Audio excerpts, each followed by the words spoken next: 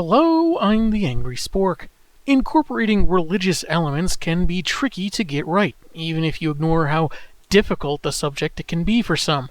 But hey, you can always just reference it for a red herring.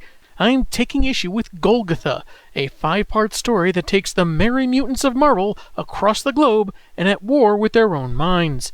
Let's start with X-Men number 166 and see if this story makes us want to turn the page or turn our heads.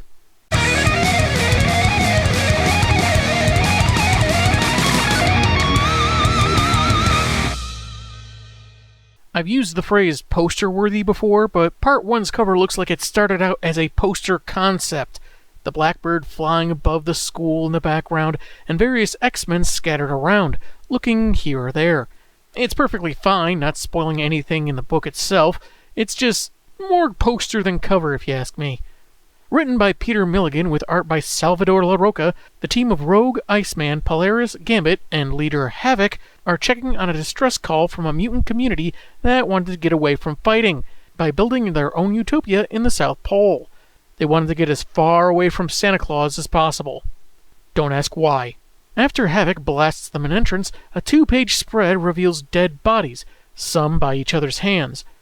Bobby, who didn't bother reading the mission dossier, recognizes one of the corpses, whom he calls a Z-list mutant, a wannabe X-Man that never made the grade as a human or one of them.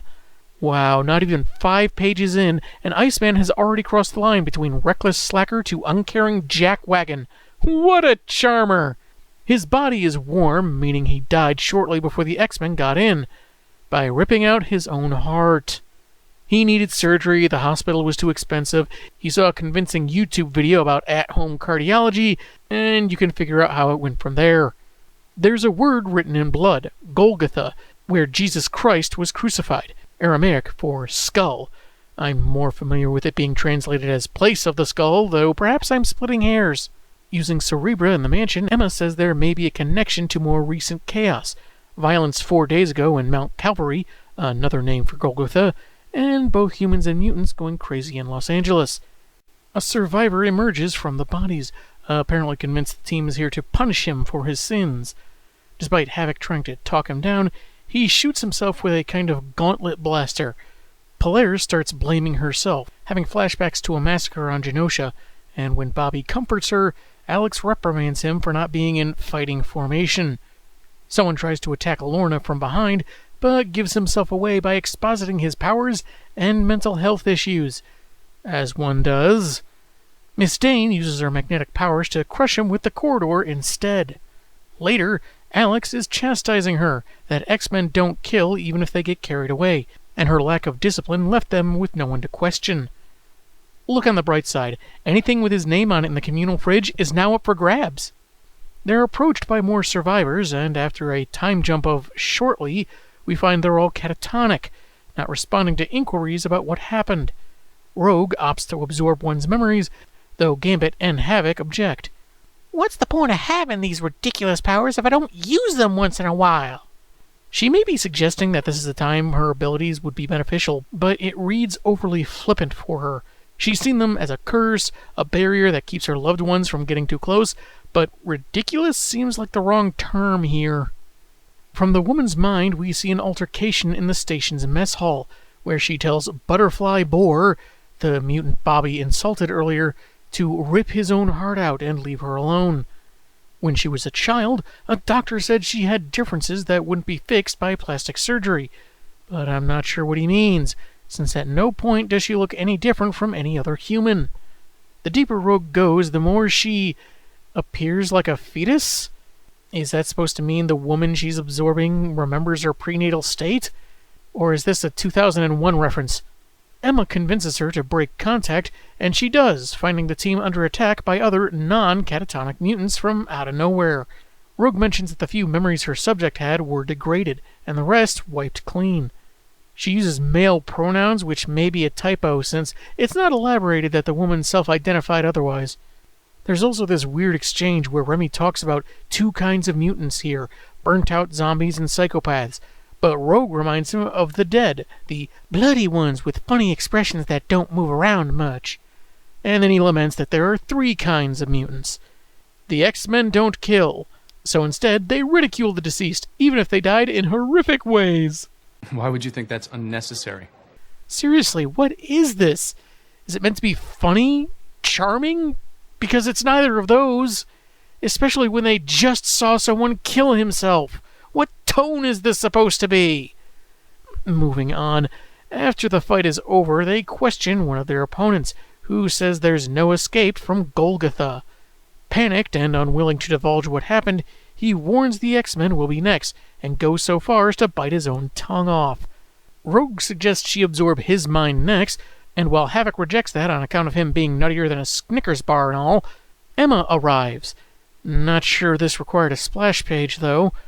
Weird how in a short amount of time she arrived in the Arctic in person, yet earlier Alex said the mansion was receiving the colony's distress calls until they stopped a day ago. So they were getting distress calls a few days ago, and they could have gotten to the South Pole, a distance of over 9,000 miles, or 14,500 kilometers if you like, in the span of a later, a shortly, and an afterwards, which may be a couple of hours. Why did it take them so long to respond? And to add to the stupid, not only does Emma start riling Alex up with snide remarks, making Rogue think she's got an ulterior motive, Havoc says they don't need her and she should go back to the mansion. Sure, because who needs a telepath when you need to get information from someone that bit off their own tongue? Speaking of, he has a heart attack, which makes Alex suspect if Emma had something to do with it, somehow, but she shrugs that off and tells them to be happy that a powerful psionic was around, because she managed to find out where Golgotha is. What you want to do is take the I-94 a good 20 miles and go on the on-ramp when you see a sign for a Wendy's, a McDonald's, and an In-N-Out burger, and then you take that road for another 2 miles. And if you come to a tourist trap known as the world's largest kitchen sink, you've gone too far. Since Cerebra is an upgraded version of Cerebro, and they didn't mention any limitations because of the distance, couldn't she have used that to get into the guy's brain? What was the point of her traveling across the planet? Part 2's cover is a headshot of Frost, looking super pale with blood-red eyes, like really lazy vampire cosplay.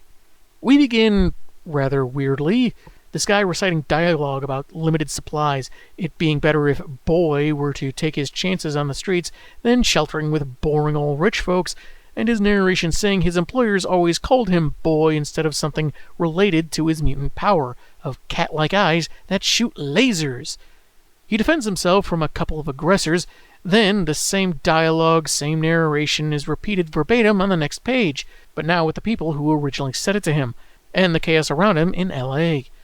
I'm just not seeing the point of the redundancy. It would have made more sense to have it on one page or the other. This just seems weird. Anyway, the guy was called Boy so often, it essentially became his name. Not cat eyes, not split vision, or the green shine. Isn't green shine what Martians call their illegally made whiskey? Not sure why they would call him that unless his green hat is supposed to be shiny and we're just not seeing it. The rich people that hired him as a houseboy made him sleep in a shack and eat alone, and refused to let him into their big fancy shelter when things started going crazy. He doesn't mind, since, as we see, he's somehow managed to recruit some mutants to follow him, as we pass some Golgotha graffiti. In the South Pole, Emma has led the team to the titular menace, a creature emitting faint and sluggish telepathic signals. Hey, some of us can't starve ourselves to look like the telepaths on magazines, thank you very much.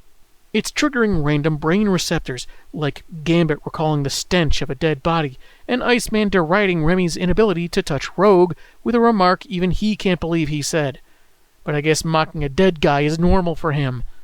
Lorna blasts a hole in the roof to get out, which Alex calls crazy, and suddenly Bobby plays peacemaker, saying he didn't mean mentally unhinged. The best option is to blow the thing to smithereens, but first they have to haul the thing out, which they do on the following 2-pager. This is what happens when disappointed kids flush their mail-order sea monkeys for not looking like they do on the box. Havoc mentions they knocked the fight out of it. Not sure how, I guess off-panel, or just by dragging the monstrosity out in the open.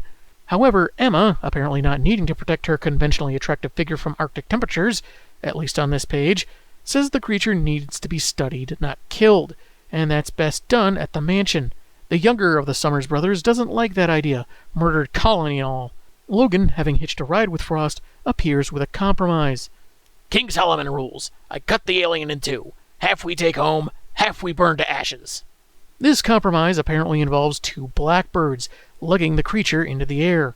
Iceman apologizes to Gambit for his crude remark earlier, who replies in agreement that he was a jerk for saying it, but perhaps his contact-free relationship is getting to him more than expected. Frankly, contact or no, I think he should be happy that the hottest member of the team is officially calling him her boyfriend, but hey, that's just me. We get a brief moment with the rich people from the flashback, the ones that fired their house mutant. Presently, they're having a little get-together after leaving the shelter, discussing the legality of having sex with mutants, and one saying he enjoyed the recent craziness, like it was a sign from the god Pan. Tad, sometimes you speak such nonsense. He's a movie producer, Kirsten. Goes with the territory. Movie producer? Sweet Sandman's beach towel! Duke Phillips was right all along! Well, like most members of America's cultural elite, I worship Pan, the goat god. But thanks for the thought. They hear a noise outside, and in a nicely silent splash page, they see an advancing crowd of mutants led by Boy. I'm no horror fan, but it's really good as a tense, creepy scene, even if these people are kinda terrible. We briefly stop at Xavier's, where the creature is hermetically sealed, right below the Cerebra platform. Then to the team, now with Wolverine, headed to Calvary, specifically an archaeological dig site that resembles what Castle Grayskull might look like if He-Man were set in the world of the Lord of the Rings. A local informs them of recent tragedies, including a suicide bombing, but lets the X-Men poke around, reminding them this is only one of the possible locations for Christ's crucifixion. In 2 millennia, the precise location has never been pinned down. After he was crucified, they put the directions in Jesus' tomb with him. Then 3 days later, Rogue suddenly becomes the narrator as she and Remy are in a nearby bazaar. Noticing among a vendor's trinkets is a pendant resembling the creature they fought. She absorbs the seller's memories of ancient stories told throughout generations, of a skull-shaped rock where an entity lived, something they called Golgotha. Meanwhile, Emma starts probing the creature's brain, and Cerebra starts getting all zappy. Dang it, someone plugged a toaster into the same outlet again, didn't they? All this money and advanced tech, and none of them thought to invest in a surge protector? The news reports on the Night of the Mutant, an alarmist name given to the slaying of the rich people and their friends, likened to the Charles Manson murders. Last night, Jim Collins, his family, and guests were all brutally slain in his $5 million home, once owned by movie legend Burt Reynolds. I don't have a response to that. I'm betting this is some tongue-in-cheek, cynical satire, that anyone would think it appropriate to include this trivia about the house and its former owner in such a horrific story on the news. As the X-Men ponder the significance of the necklace and Logan detects something alive in the cave, Emma reels from her experience, trying to get away from the hermetically sealed creature that bungled her brain, and warn the others, as we see the rich people's home also had Golgotha written in blood. I've heard of extreme home makeovers, but this is ridiculous. Part 3's cover sees Wolverine and Iceman skydive out of the Blackbird. You think if Bobby's parachute fails, he'd turn into a pile of ice cubes upon impact? At first I couldn't tell what those things were on his head, but I guess they're goggles or something, but it kinda looked like one of those headsets from that game where you levitate the metal orb with your brain. Anywho, Emma comes around, with Cerebra responding to her thoughts, and through a lot of convoluted nomenclature about the advanced tech at her disposal, it's basically a pretext to making her some tea. Taking her seat back, she contacts Rogue to warn that the creature is more complex and dangerous than initially thought, which they've already figured out, finding another such creature deeper in the cave system. She'll work on why there's another Golgotha, but recommends the team look into some related violence in LA on their way back home. Also to pick up a loaf of bread, a stick of butter, and a quart of milk. Boy is narrating how for 24 hours the word Golgotha was rattling in their brains, but he was able to recover enough sanity to control his more susceptible followers, as they hole up in a Western movie set. It isn't easy, like when one guy is so on edge he brutally attacks someone for looking at him funny. We then jump to over the city as 2 blackbirds carry the Golgotha creature. Did the X-Men go through a time warp? Or did I? I guess we just have to assume they subdued it somehow. Well, sir, I won't bore you with the details of our miraculous escape. Geez, this pacing is jarring. Anyway, there's a comment made about Havoc not liking the fact that his ex, Polaris, is seeing Iceman, but he insists it's more about their performance in the field. Wolverine takes Bobby and Lorna with him to the streets, in a neighborhood not likely to be of primary importance to local authorities. They see some people who are little more than shambling shells, Lorna wanting to help them, when one reaches for her. Bobby instinctively freezes him, thinking he was attacking, but the guy was just offering a flyer for a Baptist church service. I thought he was attacking you. What was I supposed to do? It could have easily been an invite to his one-man poetry slam, and we just can't take that chance. Logan tells Drake to be more upfront about his relationship with Lorna, namely by telling Alex.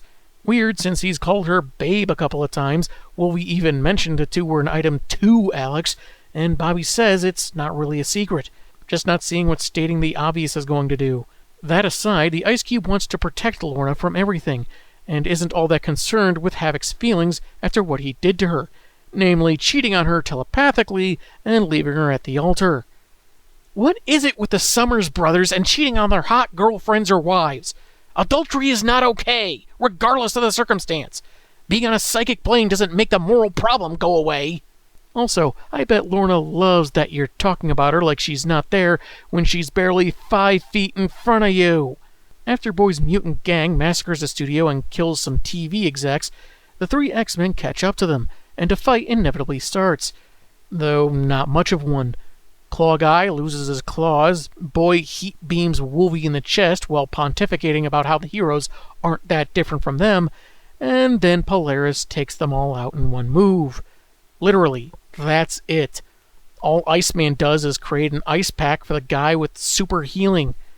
They're picked up, we return to the mansion where the two squid creatures are contained in giant tubes, and Emma reveals that, at the very least, she knows neither are actually Golgotha. While the murdering gang's minds degrade and they're locked up, Boy was brought with the team, wearing an old inhibitor visor meant for Cyclops, what with the similar eye blast powers. He starts taunting that they may end up going crazy too, and how Wolverine's an old dude trying to regain his youth by running around with kids, which earns him a kick to the family jewels. Next 2 words out of your mouth aren't "see you," then the 3rd word will be, "Oh my God, my crotch, you've punched me in the crotch." Probably hurts more since that foot has adamantium bones in it. Gambit tries to hold Logan back, which leads the Knucklehead to grapple with the Cajun. That is until Rogue steps in, threatening Wolvie's life if he hurts her man. Boy laughs, saying, probably with a higher voice after that kick, that this is how it starts. Falling out between friends, small things blown out of proportion, and inner demons crawling to the surface. Sounds a lot like this comic from 2005 predicted Twitter, which debuted in 2006. Sometime later, Logan becomes restless, narrating that his demons are gone and he heals from anything. But maybe Boy was onto something about him hoping that the team's youth or optimism would rub off on him, and pondering why he attacked LeBeau. He tries to go out and get some air, but is unable to leave the mansion, threatened by Cerebra that escape would be futile and possibly cause injury. They hired Kevin McAllister for lockdown security. That kid can hide paint cans and rigged BB guns anywhere. Joined by other X-Men that totally don't look menacing in that darkness, the issue ends with Emma elaborating. They're all going into quarantine. The story feels a tad jumbled, with a bit of a pacing problem and just odd behavior by some of the X-Men. Yeah, the creature has some psionic abilities, but it's not exactly clear if all this weird behavior, like mocking the dead, is out of character for some of them. There is some interpersonal stuff going on that I'm not totally clued in on, like Havoc's indiscretions against Polaris, or her trauma regarding Genosha, but I won't fault the story for that. We'll see how this all plays out next week, how our heroes deal with the strange creature, and if they'll pointlessly reference an event from Jewish history as a misdirect too. I'm the Angry Spork, and man, have I got issues.